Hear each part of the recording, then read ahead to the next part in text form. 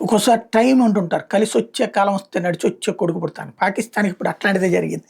Iran మీద దాడి కోసమని అమెరికా అధ్యక్షుడు పిలిచి ఎప్పుడైతే ఆ, ఆసిఫ్ మునీర్కి భోజనం పెట్టాడో అక్కడతో వాళ్ళకి ఒక రకంగా కలిసి వచ్చింది.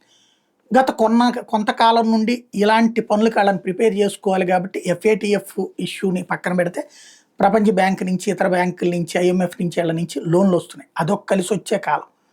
మన దేశం కొట్టిన దెబ్బ తర్వాత బాధితురాలని చెప్పుకుంటూ వాళ్ళ దగ్గరికి వీళ్ళ దగ్గరికి వెళ్ళి సానుభూతి పొందడం, అలాగే ఆ దేశంలో వచ్చే తిరుగుబాటుని అయ్యి కంట్రోల్ చేసుకోవడం ద్వారా మరొక లక్కు. ఇప్పుడు అదే పాకిస్తాన్కి ఇంకొక లక్కు ఏంటంటే, సింధు ప్రాంతంలో ఏదైతే సింధు జలాల వివాదం వచ్చినటువంటి సింధు ప్రాంతం ఉందో ఆ సింధు ప్రాంతంలో భారీగా ఆయిల్ గ్యాస్ రిజర్వ్స్ బయటపడ్డాయట.